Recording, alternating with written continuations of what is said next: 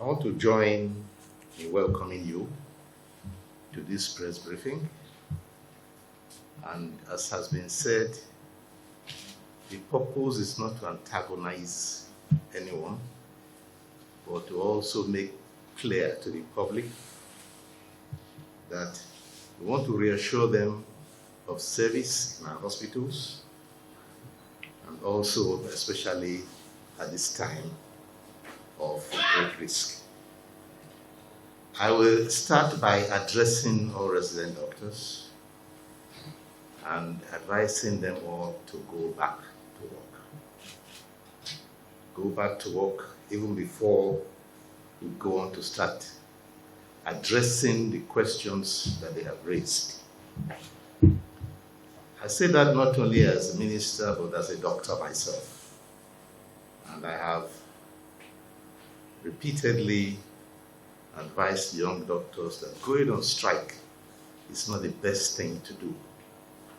It is not the best thing to do at all, not only because it can put the lives of innocent people at risk over some money, no matter how much, but I also worry because as a doctor I begin to have concerns about our image before the public, whether the public is beginning to lose respect for our profession or not. We must bear that in mind. This is the third time we are seeing a strike of this nature this year, and that is too many. And worse still, at a time when you all have anxiety over this COVID-19 and the third wave that it looks imminent, we do not want the public to start thinking that doctors are utilizing or exploiting the anxiety of the day to drive through their demands. I want to assure you that we're on your side, to help you resolve, but striking is not a tool to be used at this time of need. I want to advise that you go back to work by tomorrow. It is in this wise that I want to ask all of you to join appealing to our young doctors not to continue to use strike as a tool of which the victims can be people who are caught in between. As the saying goes, when two elephants fight, it is the grass that suffers, and that does not have to be so at this time. A press release will be given very soon, but I want to just give a summary which I have put together here for the public. And we also have the responsibility to correct information that has been put out there, whether in the print media, the electronic media, or social media, about what led to this strike. We need to correct some of the impressions that were given. There's been some disinformation and misinformation that did not state the facts accurately or completely or in the true form or in the true color. So the Ministry of Health received a copy of the communique issued by the National Executive Council of the Nigeria Association of Resident Doctors, known as NAD, in a letter dated 25th of June 2021. And in the said letter, the communique raised 12 observations and resolutions. After due consideration of the demands that NAD made, an approval was granted that NAD be engaged in talks with the Department of Hospital Services that supervises these activities on behalf of the Federal Ministry of Health to seek an amicable resolution of matters of concern. We do that routinely, and I've done that even more urgently because we have been anxiously preparing for the third surge, the resurgence of COVID-19, which is already sweeping across West Africa. As I said before, this is a bad time for anyone to start to abandon hospital service because it can lead to explosion of this particularly dangerous and infectious strain of COVID-19 in the country and give us indices that we are trying to run away from. We've been trying to run away. We've been lucky. We have worked very hard to ward off, stave off the risk of the third wave of COVID-19. And we do not want any action that is going to put us in reverse and take us where we did not be. Listed below are issues raised with updates on actions that have been taken so far concerning those observations, and it is pertinent to note that NARD resolved that if all pending issues are not addressed, they may be resuming strike again. I'll just roughly go over the issues, and you'll find that of the issues that they raised, we said there are 12 of them. 7 of them are not even within the realm of federal government. They are in the realm of dealing with states. If, for example, there are issues between resident doctors in one state and the state government of that state, it need not be a reason to call a nationwide strike. You can handle that within that state. But if you escalate issues that went on between state-employed doctors and their state government to a national level and use that to call up a national strike, then that is not, first of all, it is not just. It's like collective attack, whereas it's something that will be settled individually and respectively, because the questions between doctors in one state and their residents differs. So you resolve those ones, and you could invite the Ministry of Health to mediate and support, but not to lump issues of state, one state, and then put it all together as demands for the federal government to address. Federal government cannot address issues that concern states. So, states that are on their own in this country. But let me go through, first of all, the question of migration of resident doctors from GIFMIS to IPs. This is one point they raised. And to state that the NARD has deposited that their members in GIFMIS platform should be migrated to IPs to avoid accumulation of unpaid salaries. What has government done about that? The process of capturing by IPs is ongoing. It's ongoing. Nothing has stopped in there. And the chairman of the committee of chief medical directors and medical directors can provide updates if you really have questions about that. But it's an ongoing process. It is not something that is done overnight. We have so many persons, and many of all these cases, we do see that there are errors that have to be corrected in the migration. Sometimes you have to go back and ask questions. Sometimes you have to verify names, verify data, and verify date of birth and so on. So it does cause little hiccups now and then. It is not that this process was stopped, maybe go a little bit slower than we ourselves want, but it is due to errors that arise, not necessarily due to government, but some of them due to any source of information provided, if names are misspelled, for example, simple things. But the intention is clear that that is going to be done, and it is ongoing. The other issue is the Medical Residency Training Fund. And NARD complains that the process for approval of the 2021 Residency Training Fund should be completed, and that the funds should be released before the end of July 2021. Now, the update from the ministry is that the cost application of 2021 Residency Training Fund has been forwarded to the to the Budget Office of the Federation, And it is something that is ongoing. In fact, there's a reference number to it, and the budget office can provide additional information on that. So, yeah, it's captured. So that is not a problem that was refused. It's not that the government refused it. So it's not that the government rejected it.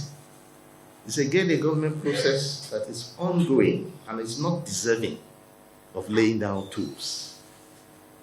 Then there's the question of hazard allowance, which resident doctors have urged government to come up with the amount of money for the hazard allowance. Again, the federal government, the unions and associations have been negotiating on sustainable hazard allowance, and the government in fact has put down a lump sum for it, which the Nigerian Medical Association, representing all doctors, and Johesu, representing all health workers, are discussing on how to implement. They are to continue that discussion and then approach government, working through the Ministry of Labour, on how to implement it. So again, it is not that government refused. Government didn't refuse to answer that question. It is just that the processes of agreement between NMA and Johesu and all others who are involved is a matter which we are waiting to be informed about. Then there's salary shortfall and minimum wage consequential adjustment areas, where NAD says that all salary shortfalls and consequential adjustment of minimum wage areas must be paid without further delay. Well, we can say that 32 institutions have submitted a financial implication of the minimum wage consequential adjustment areas and the salary shortfall out of 54 institutions. In fact, as at Monday, 28th of June, 3 institutions made their own submission. Now, there's a delay in submission, and it has caused delay in collation. But the federal teaching hospitals, tertiary hospitals, have been reminded to make these submissions to enable the Ministry of Health to compute the total financial implication for onward translation to the budget office. Again, you can see that the talk of salary shortfall is not necessarily something that was refused or rejected. It's something that is ongoing with delay here and there. If you have to receive information from 54 institutions, well, some will be fast and submit make their own submission very rapidly. Others are slow. Others are still trying to collate and correct the figures and the details. And we do see, after we have warned all of them, that we do not want any mistakes. So we have to check and double check so that we do not have to be sending messages back. So this process again is ongoing. Then there's the question of bench fees. NAD wants bench fees to be abolished, and they should stop the undue exit of their members from LUF. Now, it was agreed during one of the reconciliation meetings at the Federal Ministry of Labour and Employment that a memo on total abolishment of bench fees be presented at the National Council on Health. National Council of Health, as you know, is the highest decision-making body in the entire health sector, and that memo is to be presented. Now, the National Council of Health is yet to be scheduled, and the ministry is nevertheless following up on the directive to CMDs and MDs of our hospitals on provisional suspension of bench fees and for their compliance even before the National Council of Health has actually ratified it, we're already telling them to abolish it, and most have abolished it. On the issue of exit of resident doctors, we are told the CMD of Luth, just one institution that was pointed out, we have told that one institution to give us an update and tell us what is wrong. We don't see that problem in any other place. So, will you, because of one institution now, go on strike in the whole country? That should not be the case. Now, there are questions of salary arrears, which are owed to resident doctors, and I want you to listen to me carefully. Salary arrears owed to resident doctors in state hospitals, state government hospitals. Now, Abia, Igbo, Ondo, Kaduna, and Ekiti are the ones who were told to pay arrears of salaries owed their members in state government employment. Can federal government enforce that? Federal government cannot enforce that. So you cannot list that on federal government to fulfill. The Constitution has the separation, has jurisdiction everywhere. So we have encouraged them to take their problems up with the state governments. Again, not with all state government, because they've listed the 1, 2, 3, 4, 5 states out of 36 plus 1. So why, because of these 5 states, go on nationwide strike? We don't think that that is right. And in fact, all the other ones I'm naming from here on, they concern the state government. They don't concern the federal government. They don't concern us. Or at least, let me not say don't concern us. They are not things that we can implement. We can advise them. We can even join them in appealing. But we cannot enforce things that happen at state level. And you cannot request that you are stopping work at federal level because one state did something that concerned few doctors. Now, there is a question of domestication of the Medical Residency Training Act by state governments. All state governments that are yet to domesticate the Medical Residency Training Act of 2017, and NARD told us that they should immediately do so. How can we force state governments to immediately domesticate an act? That is what state governments have their own prerogative. So they're saying that we should get them to domesticate. But I think it probably means not a clear understanding of the separation of powers between federal and state. And I think there is need to have a better understanding that state governments have their own ways, have their own laws, and you have to talk to them separately. That's the way it goes in this country. They were also told that there's a speedy release of Medical Residence Training Act approved funds by the states. They should speedily release it. Well, again, the governors of Delta, Lagos, Benue, that have adopted the MRTA, they are to ensure speedy release of the approved amount without delay. That's one of the reasons for going on strike. It's not federal government, it's state. And if you feel that you haven't got the response, well, you can write to us to support you in engaging the states and say, please look into this.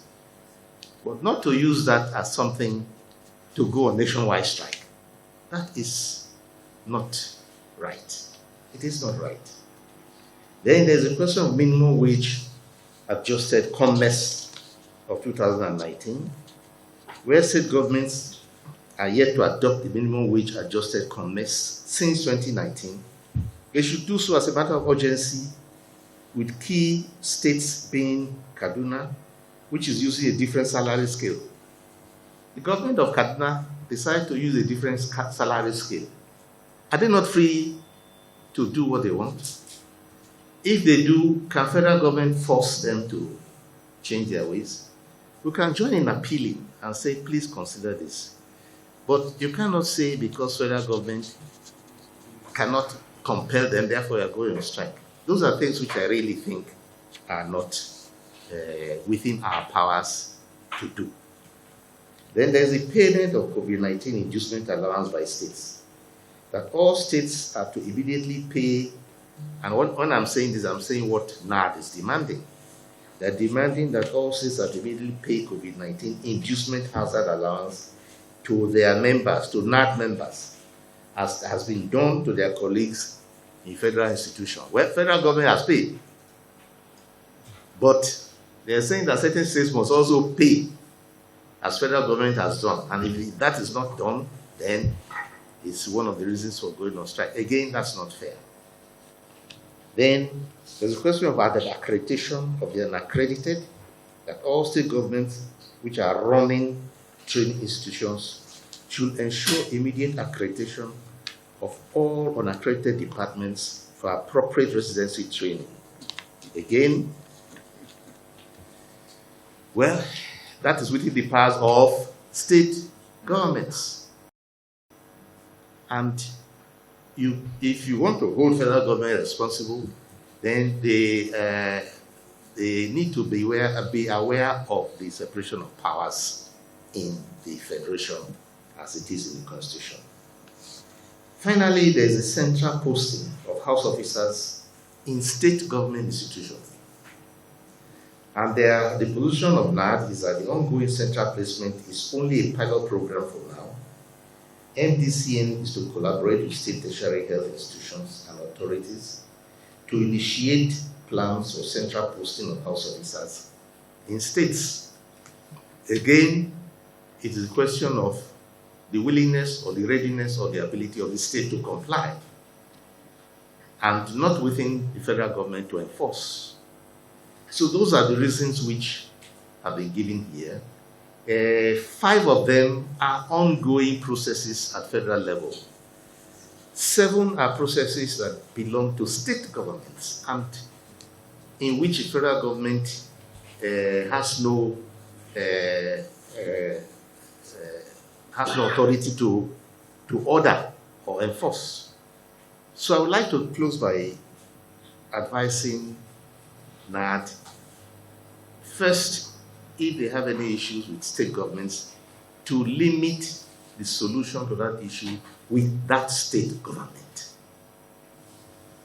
If they require the support of NMA, they should ask for it.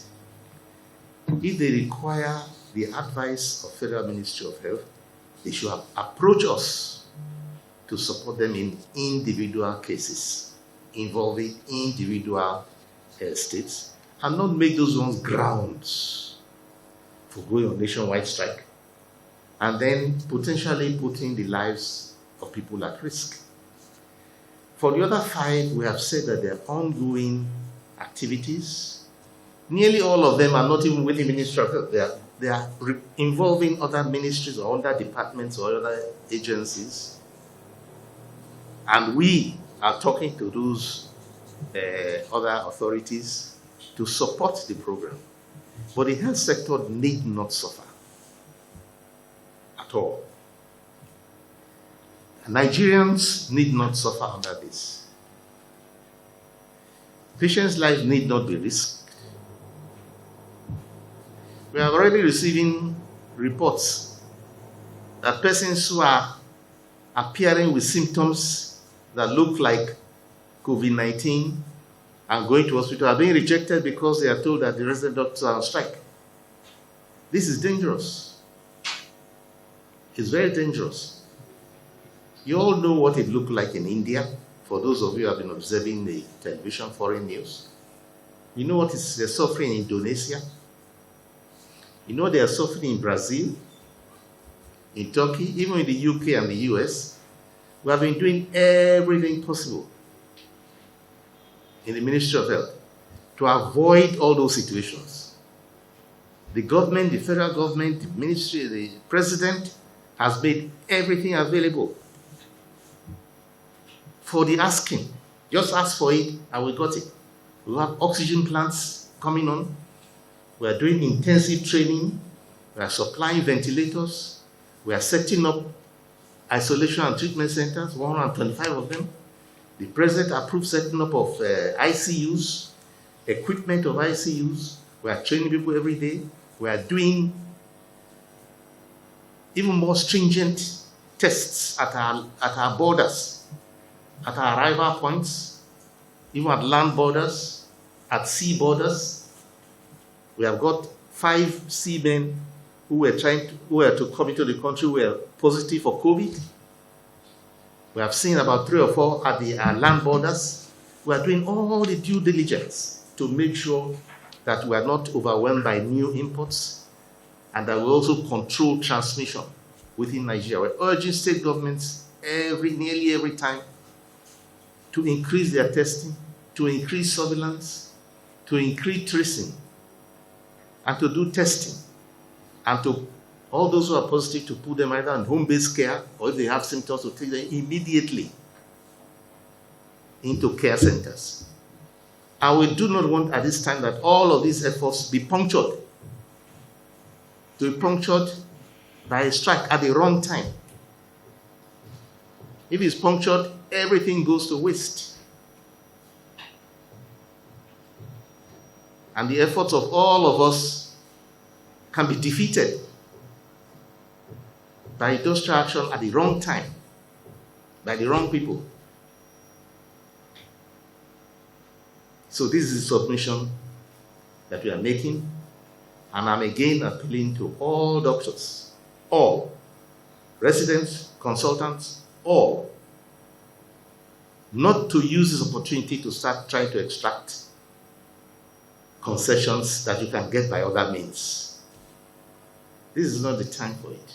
Everybody should return to work. We had in fact issued advisory that those who are retired should voluntarily come back.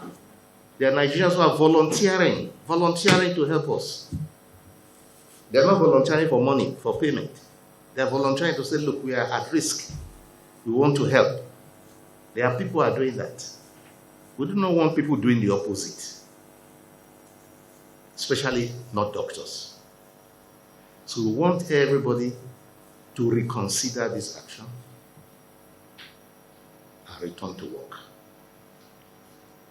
I'm saying again, this is the wrong time. You cannot even, this is a big mistake for our young doctors to make. And I can say that also as a doctor myself.